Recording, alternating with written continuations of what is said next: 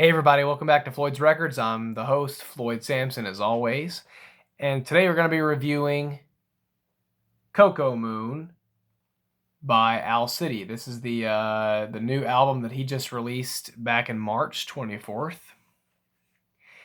And I don't remember if this is which number this is. Let's see, you have Maybe I'm Dreaming, Ocean Eyes, All Things Bright and Beautiful, The Midsummer Station, Mobile Orchestra, Cinematic, Coco Moons. This is his seventh album.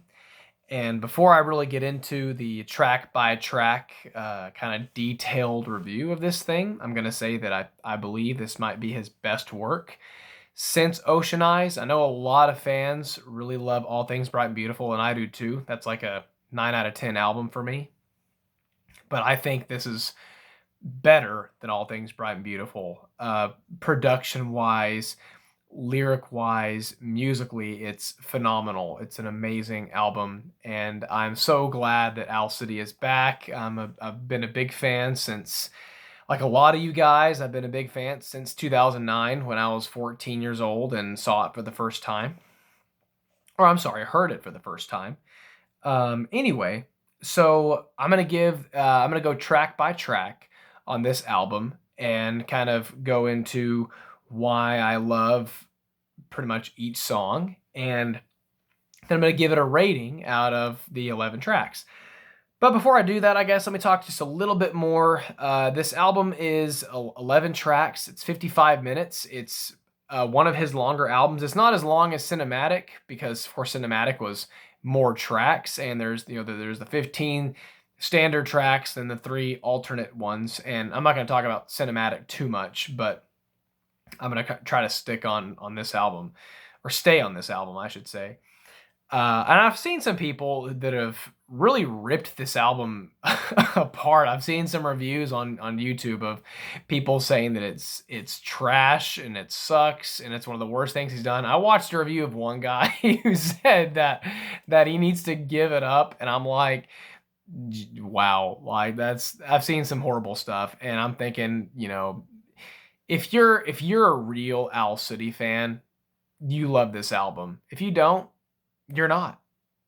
And if that offends you, then don't watch the rest of this video. If you're not a real Owl City fan, you didn't like this thing, okay? But if you are, then you're probably like me and really, really enjoyed it, because this is amazing.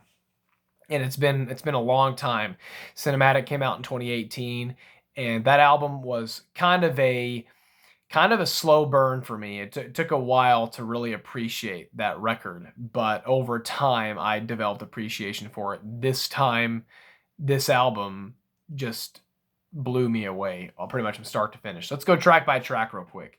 Track 1, which is Adam Check Please, which was the second single that he released, is one of his all-time best songs. I gave it a 10 out of 10.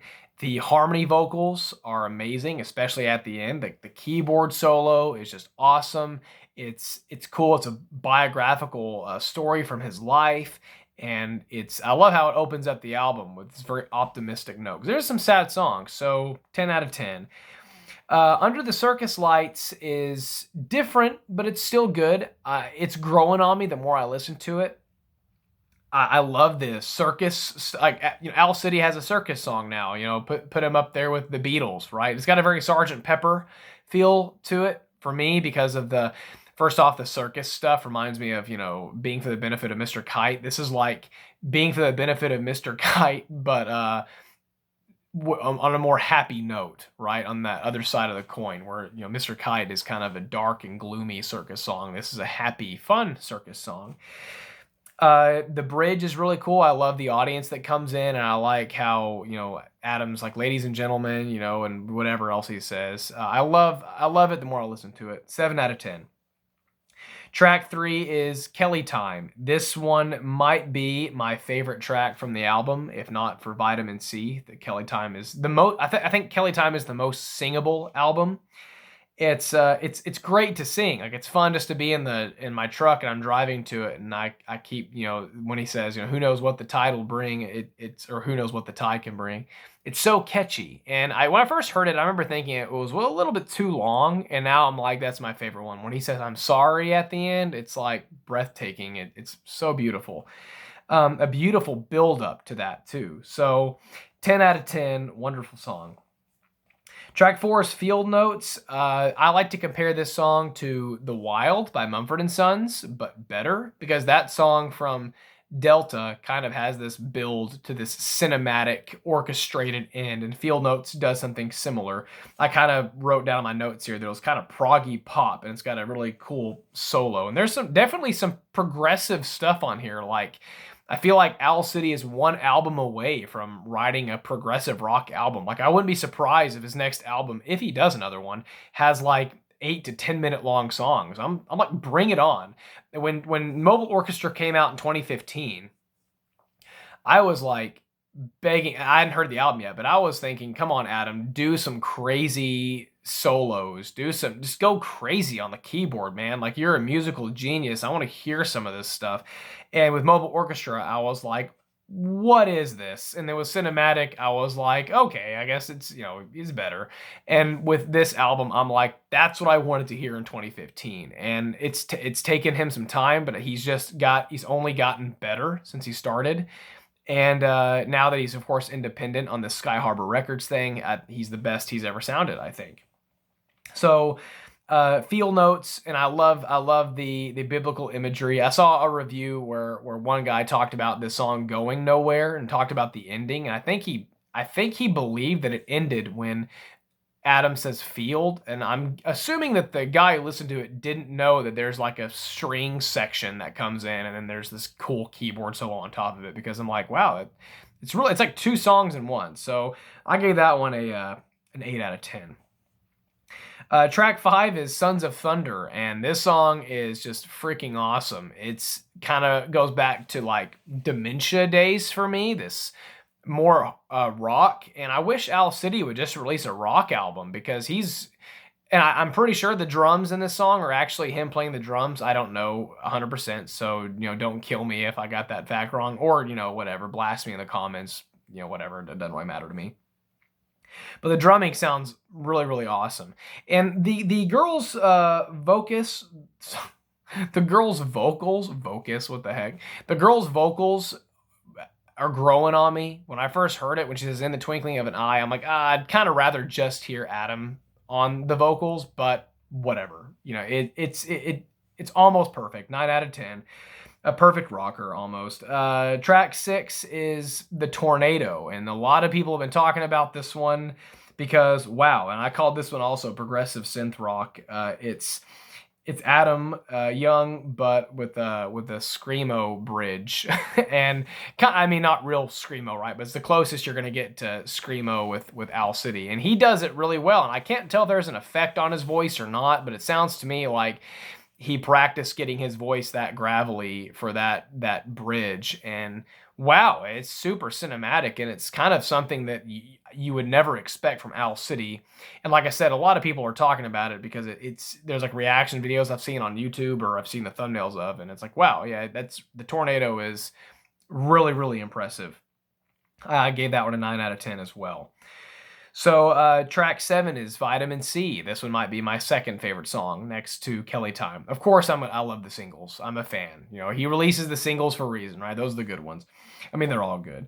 Vitamin C is like Beach Boys, Owl City, right? And this reminds me of Ocean Eyes days, where a lot of Ocean Eyes had kind of these beachy vibes to it. And I used to listen to that album and think, man, I just want to go to the beach every time I listen to this. It gave me the same feeling that Beach Boys has on me, same effect. So the Vitamin C is kind of, it's not exactly like Ocean Eyes style, but I feel like if it would have been mixed a little bit differently, it could have been an Ocean Eyes track. And I'm surprised it's not as big as it was. It could have. I feel like if Adam was on a major record label, it would be everywhere, because that song it's longer than your standard pop songs, which again, a lot of these songs are longer because the album is 55 minutes. But I it had so much it has so much potential to be a huge, massive hit, and, unfortunately, it's probably never going to be outside, the world of Owl City. But it's beachy, summer fun, perfect song. Moving on to track 8. So track 8 is Dinosaur Park, and this one I told my brother and his wife that Dinosaur Park sounds like what Jurassic Park would have been if nothing had gone wrong. It's also kind of has a makes me feel like I'm in like a Mario and Luigi world or something, kind of like I'm in this cartoonish Toy Story like world. And Adam Young, some people make fun of him because his lyrics are very childish, but it's like, okay, I mean, all an adult is just a child who's a little taller, right? Like we still think the same things and we still act the same way. It's just there's consequences, right? So the fact that he is very in touch with his inner child is a good thing. Okay, that's going to keep him innocent and pure forever. And I don't know Adam Young personally, but based on his lyrics and what he sings about and his music, I feel like he's a very good guy. And things are just gonna always. I hope things always go well for him. But it sounds like childhood daydreaming. Awesome song. I love the melodies and the strings in it. I don't know if the strings are real or not, but they sound like it. It's beautiful. 9 out of 10. Going to then another beachy one, which is Learn How to Surf. Learn How to Surf is a really silly, funny song, but I love it. I gave it a 7 out of 10. It kind of sounds Weezery to me. It sounds like something Weezer can come up with, especially with the lyrics about tattoos and stuff. But it's just fun. It's a little silly, but that's okay. I love it and it's catchy. 7 out of 10. Moving on to track 10, the Meadowlark. The only problem with the Meadowlark is that I feel like it's the only one that I think might be a little too long. It's a beautiful song. It's beautiful. There's really nothing wrong with it outside of the runtime, but I feel like the melodies and stuff I feel like they're pretty, but it could have been a minute shorter. But I do love his storytelling. His storytelling has only got even better.